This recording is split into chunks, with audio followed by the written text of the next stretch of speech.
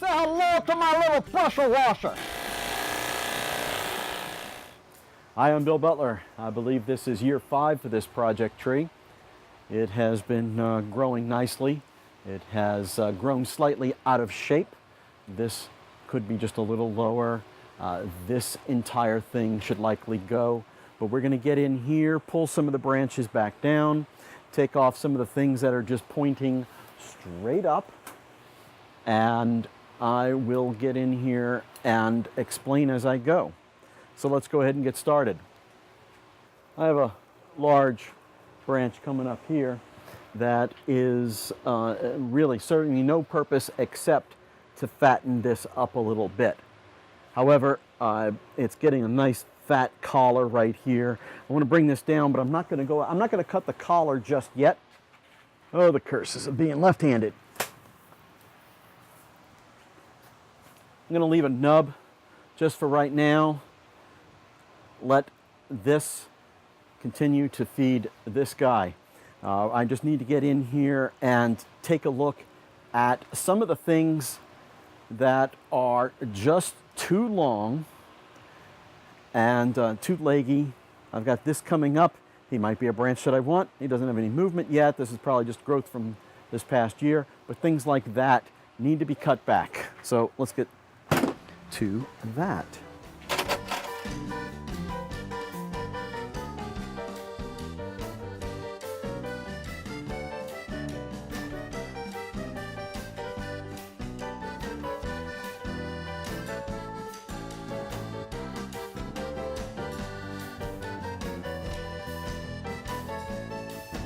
Let me just explain something real quick that you need to do to your trees if you're starting out with a tree and you just look at it and you're not sure where it's going and you're not sure where it's going. Sit down with it. Try to understand where it's going and develop a plan, a long plan, years down the road.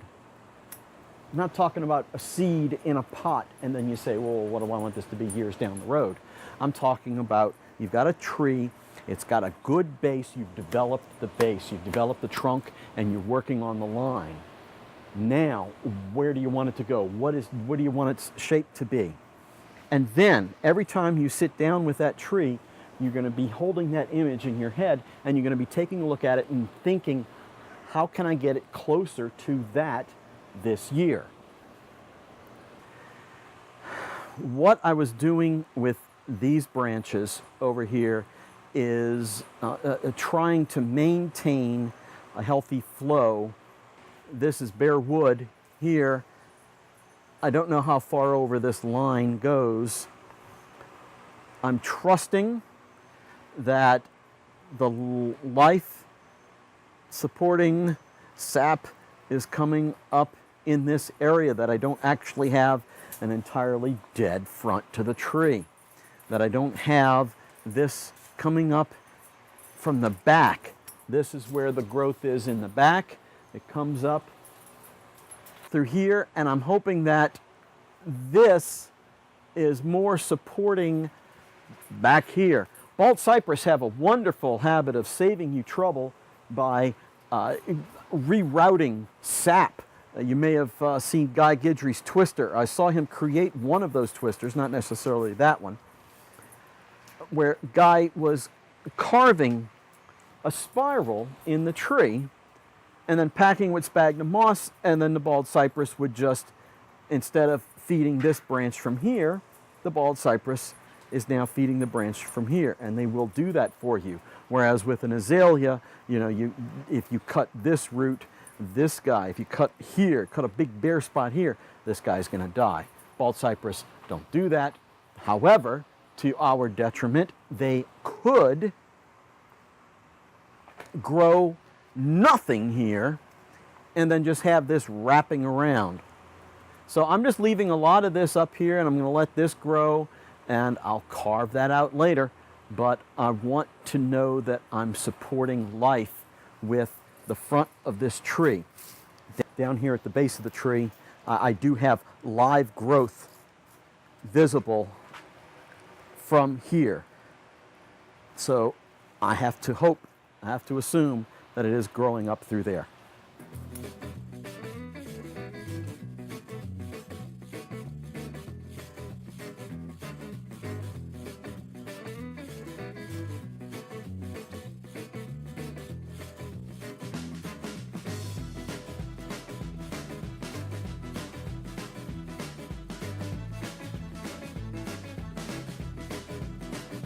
This is a secondary line, a secondary apex that you're going to have in these flat top bald cypress. Bald cypress is going to come over here because it just can't grow straight up anymore. That's not like the bald cypress to do that. They will get old and pad, and just pad out in this direction. But then this guy here is going to pad back out in the other direction. And I just realized this guy is fattening this up, and that's just enough of that. So if this is my secondary line, I don't want him getting fatter, even though he's already just probably reaching that point.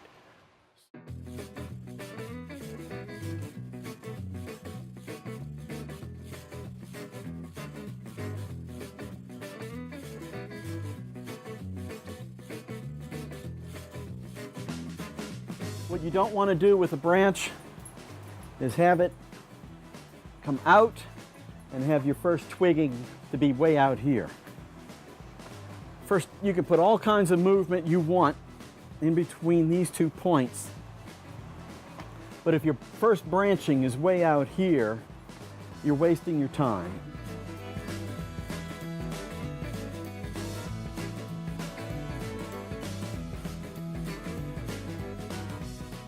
This should actually be ending somewhere over here.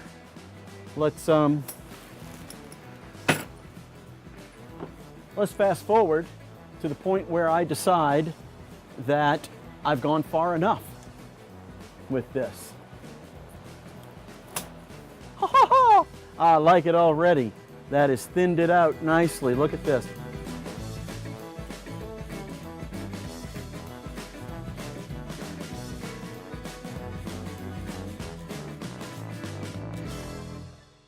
This guy here better justify himself real quick. He's growing out.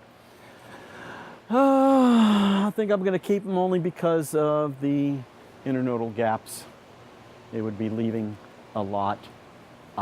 This is actually coming from there. Oh, that changes things. He's either going to grow in the front or he's going to grow in the back. I don't like him in the front, so I'm not pushing him to the back. This little guy here, these guys can come up, fill in some space there. Off of the main trunk, I want these branches to not get in the way of each other. This guy is actually just an illusion to help fill in the little negative void there. This guy is going to be there. This guy is going to come up a little bit here. And I will do what I can to keep them from crossing. This is supposed to be my line of the tree.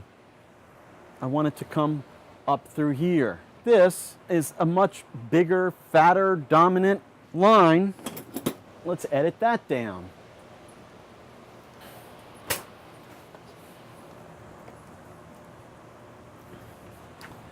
Oh, man. Oh, is that nice? And that is telling me to make some hard decisions down here.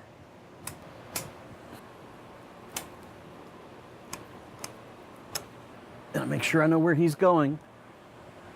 I want that back. I want that depth. I just don't need that much.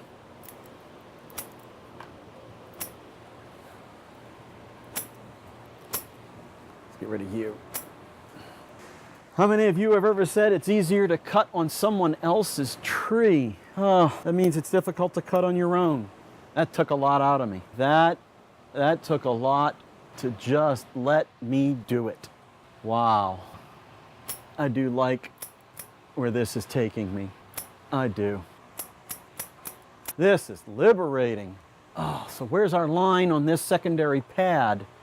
It comes up through here.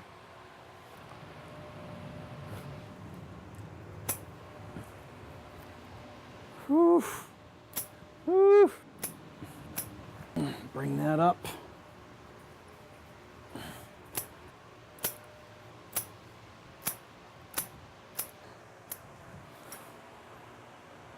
Oh.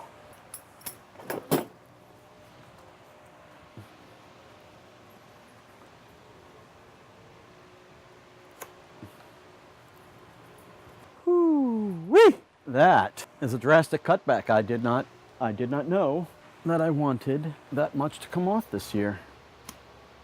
The design has not been changed all that much. The design is still what I left it off at last year, where I said I wanted this to come over and fill in some space here. I needed some fill in here. You know, different areas where I wanted to put more foliage and more movement. That is all still there. All right, let's get some copper. I want to put a little, I want to bring this down just a little bit, and then this up a little bit. Let's get some wiring done.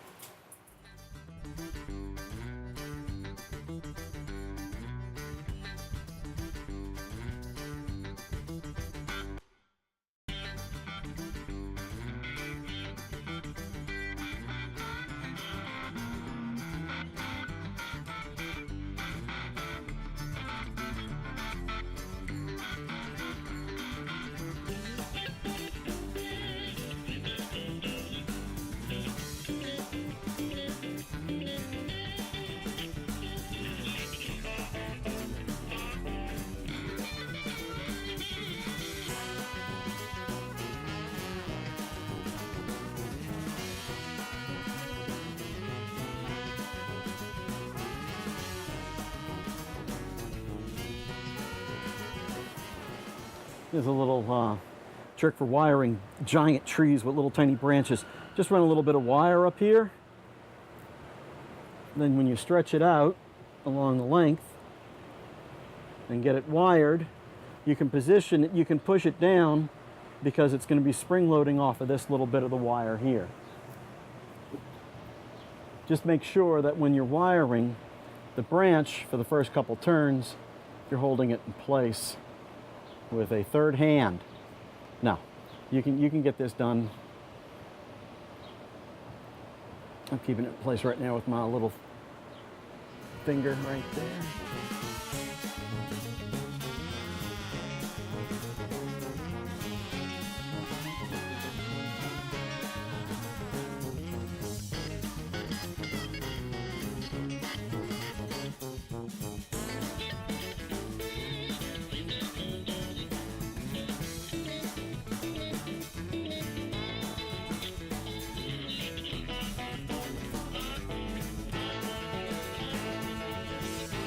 Okay, let's take a look at what we got so far.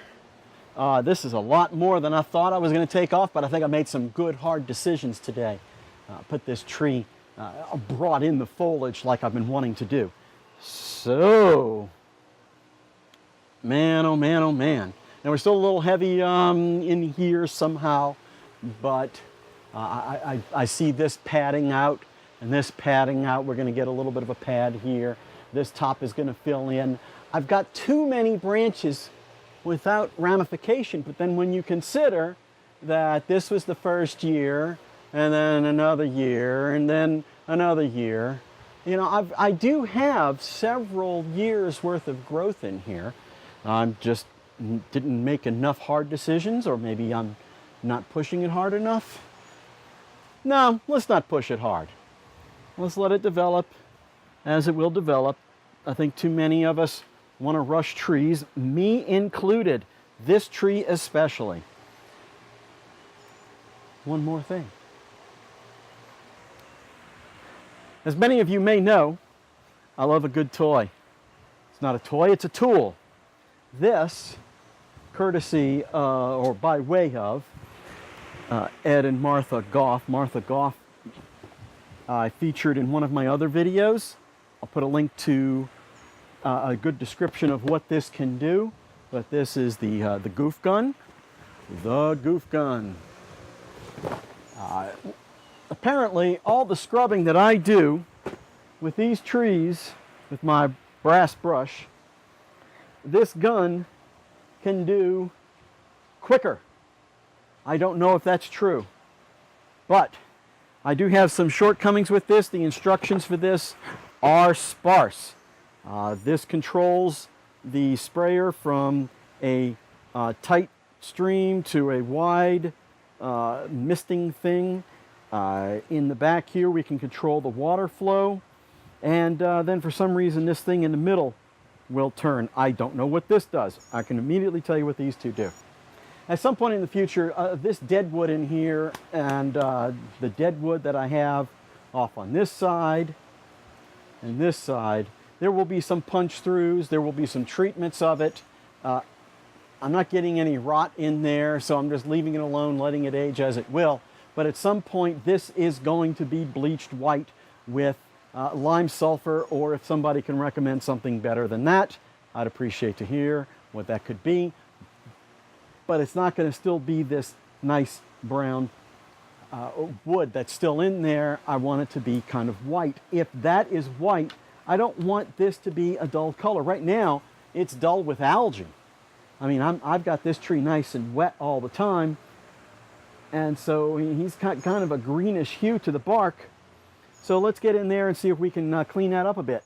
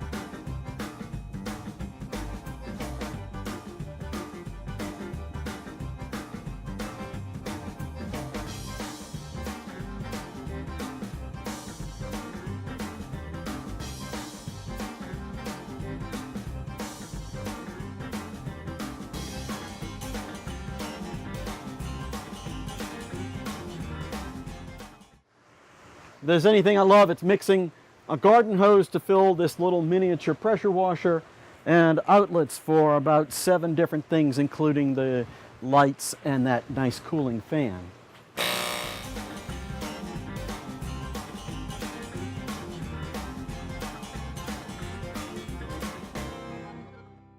Quick judgment on the Goof Gun, I would say it does do a better job of removing funky scale from the bark. I did get in here and tear at it. I got in here and made a real fibrous mess of the outer bark. This is something that I would normally do with a brush, but of course the Goof Gun did it at a higher velocity. Would I recommend it? Sure. You got 65 bucks? Buy yourself one. You might be able to find it even cheaper online. Go right ahead. You want to learn how to use it? Don't buy them online. Go to a convention. Buy it from a vendor. This is another one of my toys that I pick up at a convention. So when I get around to the stage where I'm bleaching all this dead wood, this is going to show up a nice grayish white color in here, maybe punching through to the sides, give me some jagged and interesting things going on there. But then the bark will be reddish because I will have gone in here to bring out the color and separate it from the white of the deadwood features. So this should do it for now. If you have any comments on what you think I should be doing with this tree, more than welcome to hear any and all suggestions. I am not so proud to think that I am doing this the right way, but I'm certainly enjoying this way, and I think it's coming out true to my original vision. A big pad coming back with the flat top. This is an initial flat top. We're going to be doing something a little smaller over here. We're going to have some back branches and some little details here and there. Bald cypress are not big, fat, woolly trees. You will see those in parks. You will see those in landscapes. You will not see those in the swamp. You will not see those in a tree that has survived something massive like this. You see something like this in somebody's landscape, they're calling an arborist to come in and tear it down. But this is where I want this tree to go. I want this to look like an old survivor, and I think we're getting there. I'm enjoying this so far. So if you haven't done so already, be sure to click the subscribe button just below the video here and click on that little bell icon to get your reminders for when I post videos. I don't post all that often. I have been posting often recently, but only because I've been at a bonsai convention, and I will have another video coming up real soon on my recent trip to the North Carolina Arboretum, which is always a fun time. So be sure to click that. You will find out when I post my videos. If not, you can reach me on Reddit. You can find me on Bonsai Nut, and you can find me on the internet Bonsai Club forums, all three under Bill's Bayou, or on YouTube under Bill's Bayou, youtube.com/Bill's Bayou. So I'll see you guys in the next video. I've got another tree lined up here. I'm hoping to get that done sometime this week as well. It's going to be beautiful. So be sure to check me out. I'll be coming up with another video real soon, and I'll see you next time. Bye-bye now.